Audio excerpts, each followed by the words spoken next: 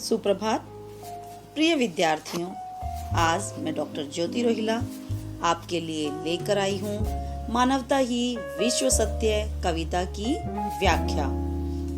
प्रस्तुत कविता सुमित्रा नंदन पंत जी द्वारा रचित है और इसमें पंत जी की कविता की व्याख्या को आप सुनने जा रहे हैं।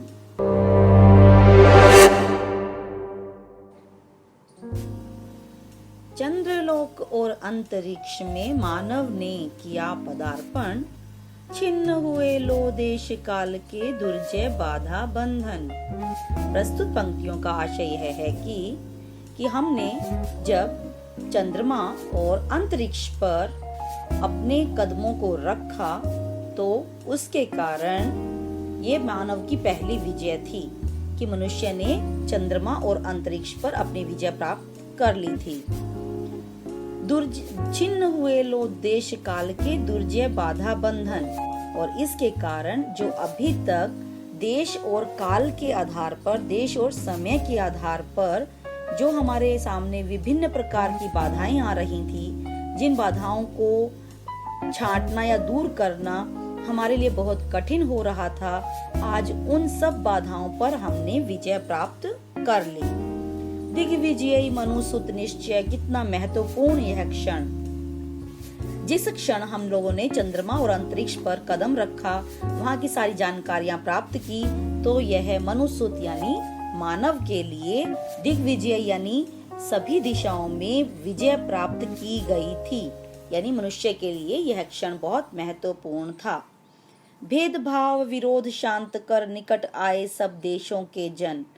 विभिन्न देशों के लोग जब मिलकर एक दूसरे के निकट आए, जब विभिन्न देश अलग अलग ना रहकर एक ही बन गए थे और उन सब ने मिलकर इकट्ठा प्रयत्न करना शुरू किया, तब जाकर उनके बीच के जितने भी भेदभाव थे वो सब समाप्त हो गए और हम सब ने एक होकर जब प्रयत्न किया, तभी हम चंद्रमा और अंतरिक्ष पर विजय प्राप्त कर पाए थे। क्योंकि अगर सब देश मिलकर प्रयत्न नहीं करेंगे तो यह पाना संभव नहीं था।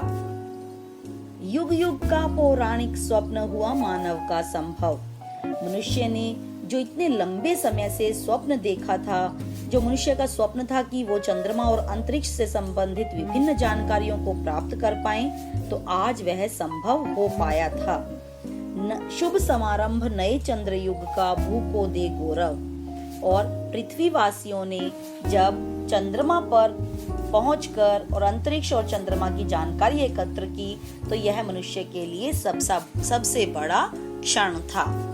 फहराए ग्रह उपग्रह में धरती का श्यामल अंचल। अगर इंसान सब देशों के लोग मिलकर विभिन्न ग्रह उपग्रहों की खोज प्राप्त ना कर पाते और वहां पर जाकर विभिन्न प्रकार की जानकारियां एकत्रित ना कर पाते, तो मनुष्य के लिए यह जानना संभव ही ना हो पाता। और यह कब संभव हुआ? जब विभिन्न देशों के लोग मिलकर एक दूसरे के साथ प्रयत्न करने के लिए तैयार हुए। फहराए ग्रह उपग्रह में, और विभिन्न ग्रहों और उपग्रहों की उन्होंने जानकारी प्राप्त की और धरती का श्यामल यानी हरा भरा आंचल वहां पर लहराने लगा। यानी कि धरती के व्यक्तियों ने मिलकर, धरती के इंसानों ने मिलकर प्रयत्न किया, तब जाकर धरती का झंडा वहां पर लहरा पाया कि हम लोगों ने वहां पर विजय प्राप्त कर ली थी। और यह सब कब संभव हुआ? जब विभिन्न देशों के लोग मिलकर एक हो गए और उन्होंने प्रयत्न करना आरंभ किया, तभी जाकर हम विभिन्न ग्रह उपग्रहों पर अपनी विजय प्राप्त कर पाए। सुख संपद संपन्न जगती में बरसे जीवन मंगल। तब जाकर ही इस धरती के ऊपर विभिन्न प्रकार का सुख और संपदा से युक्त मनुष्य ने जीवन जीना आरंभ किया। देश सभी मिल बने नव दिक रचना के वाहन। जीवन पद्धतियों के भेद समन्वित हो विस्तृत मन। जब विभिन्न देशों के लोग मिलकर इकट्ठे हो गए और उन लोगों ने मिलकर प्रयत्न करना आरंभ किया, तभी जाकर हम लोग विभिन्न दिशाओं में आविष्कार नए नए कर पाए और करने के लिए हम प्रयत्न करने लगे। जीवन पद्धतियों के भेद, अनेक प्रकार के लोग अलग अलग मन से जब प्रयत्न करते थे तो वो संभव नहीं हो पाता था, परंतु जब विभिन्न देशों के लोग मिलकर एक हो गए और उन्होंने इकट्ठे मिलकर प्रयत्न करना आरंभ किया, तो हम सब विभिन्न प्रकार की खोजें करने में सार्थक हमारा हुआ प्रयत्न। अणु युग बने धरा जीवन हित स्वर्ग सृजन का साधन। सभी देशों के पास अणु और परमाणु बम उपलब्ध हैं और विभिन्न देश अगर एक दूसरे के ऊपर वो गिरा देंगे तो पूरी जिंदगी, पूरी मानव जाति का विनाश होना संभव था। लेकिन अगर इसी अणु और परमाणु शक्ति का प्रयोग इंसान मनुष्य के प्रगति के लिए करे, मानवता के हित के लिए करे, तो हम बहुत कुछ करने में सार्थक हो सकते थे। मनुष्य ने जब अणु और परमाणु शक्ति का प्रयोग इस पृथ्वी के लोगों के हित और कल्याण के लिए किया, तभी हम इस धरती पर भी स्वर्ग के समान निर्माण संभव कर सकते हैं। क्योंकि यदि विभिन्न देश के लोग मिलकर एक हो जाएं, मानवता को आधार बना लें, तभी जाकर हम इस पूरे संसार के लोगों के सामने मानवता का उदाहरण प्रस्तुत कर पाएंगे और स्वर्ग के समान सुख को हम यहाँ पर ही संभव बना पाएंगे। भू राष्ट्र करे आत्मार्पण। और जब विभिन्न जो भौगोलिक दृष्टि से अलग अलग राष्ट्र हैं, भौगोलिक दृष्टि में बटे हुए अलग अलग राष्ट्र हैं, जब वो मिलकर एक हो जाएंगे और सब मिलकर विभिन्न ग्रहों उपग्रहों की खोज करने का प्रयत्न करने लगेंगे, तभी जाकर यह संभव हो पाएगा कि हम अनेक प्रकार की खोजें कर सकें और अनेक प्रकार के हमारे प्रयत्न सफल हो सकें। भू राष्ट्र करे आत्मार्पण। सारे राष्ट्र मिलकर जब वैर विरोध वैमनस्य की भावना को त्याग देंगे और कुछ करने के लिए प्रयत्न करेंगे, तभी यह संभव हो सकता है। क्योंकि हमारी कविता ही मानवता पर आधारित है, तो हम एक मानव होने के नाते दूसरे मानव के हित के लिए, दूसरे मानव की भलाई के लिए यदि प्रयत्न करेंगे, तभी हमारी विश्व बंधुत्व की भावना सार्थक होगी। हम यदि सद्भावना, सहयोग, विश्व बंधुत्व के आधार पर प्रयत्न करेंगे, तो हम विभिन्न प्रकार की खोजें कर पाएंगे, विभिन्न आविष्कार हमारे सफल होंगे और हम चंद्रमा, अंतरिक्ष और विभिन्न ग्रहों उपग्रहों की अनेक जानकारियों को प्राप्त कर पाएंगे। लेकिन यह सब कुछ किसी एक राष्ट्र के लिए करना संभव नहीं होता है, तो हमें सब राष्ट्रों को मिलकर ये प्रयत्न करना चाहिए कि हम मानव हित के लिए ही प्रयत्न करें, अमानवता ना फैलाएं, वैर विरोध और वैमनस्य की भावनाओं को त्याग दें। यही इस कविता का सारांश भी है कि हमें कभी भी दूसरे मनुष्य के अहितकारी कार्यों को नहीं करना चाहिए, उनके लिए हितकर हो जो कुछ, वो ही हमें प्रयत्न करना चाहिए।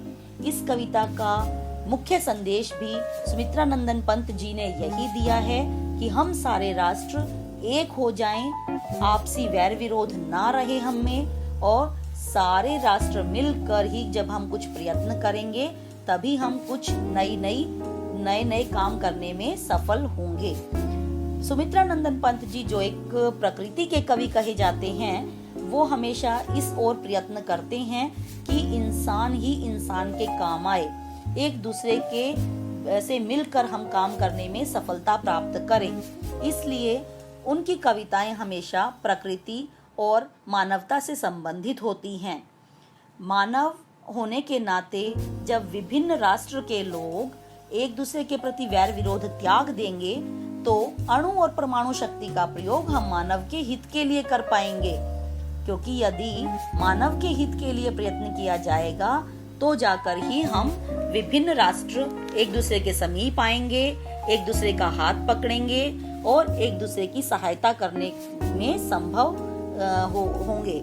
और एक दूसरे के साथ मिलकर ही अनेक, जैसे नासा और अंतरिक्ष विभाग वाले हैं, तो वो अगर हम विभिन्न देशों की सहायता प्राप्त कर लेंगे, तो हम अनेक आविष्कार कर पाएंगे और यह जो नई खोजें होंगी वो मानवता के आधार पर सहायक सिद्ध होंगी। क्योंकि अकेले किसी एक देश के लिए यह संभव नहीं होता है कि वो अकेला राष्ट्र प्रयत्न कर सके। अणु और परमाणु शक्ति का प्रयोग यदि मनुष्य इस पृथ्वी के हितकारी कार्यों के लिए करेगा तो आपसी वैर विरोध उनके अंदर नहीं रहेगा, तो विश्व बंधुत्व की भावना के आधार पर विभिन्न राष्ट्र एक दूसरे के समीप आएंगे, मानवता उनका आखिरी उद्देश्य होगा और पूरे विश्व में शांति स्थापित होगी। और इसीलिए ही सुमित्रानंदन पंत जी ने इस कविता की रचना की है और इसका शीर्षक भी उन्होंने मानवता को ही रखा है कि मानवता ही विश्व सत्य है। मानवता को आधार बनाकर ही उन्होंने इस कविता की रचना की कि आज विभिन्न राष्ट्र एक दूसरे के प्रति ना लड़ाई झगड़ा करें, इस धरती को हम स्वर्ग के सुख के समान अनुभव करने लगे। जितना स्वर्ग में सुख होता है उसी सुख को हम यहाँ पर भी संभव बना सकें और इस धरती पर के लोग ज्यादा से ज्यादा प्रगति और उन्नति कर सकें। और यह सब कुछ कब संभव होगा? जब हम मानवता और भाईचारे की भावना अपने अंदर समाहित कर लेंगे। इसलिए प्रस्तुत कविता का संदेश ही ये है कि हमें हमेशा मानवता और भाईचारे की भावना रखनी चाहिए, विश्व बंधुत्व का आधार होना चाहिए। अणु युग और परमाणु युग के माध्यम से धरती पर हमें स्वर्ग स्थापित करने का प्रयत्न करना चाहिए। सभी देश जब मिलकर उन्नति और तरक्की करेंगे तो हमारा यह स्वप्न अवश्य सार्थक होगा, जो कि कवि का भी स्वप्न रहा है। इसलिए कवि सुमित्रानंदन पंत जी हमेशा जग हितकारी और विश्व बंधुत्व की भावना के आधार पर ही प्रयत्न करते हैं कि एक इंसान दूसरे के साथ मिलकर सहयोग को बढ़ावा दे, विश्व बंधुत्व की भावना रखे, अपने अंदर सद्विचारों को अपनाए, एक दूसरे के प्रति सद्भावना रखते हुए सहयोग के आधार पर सभी राष्ट्र एक दूसरे के नजदीक आएं और मानवता ही हमारा आखिरी उद्देश्य हो।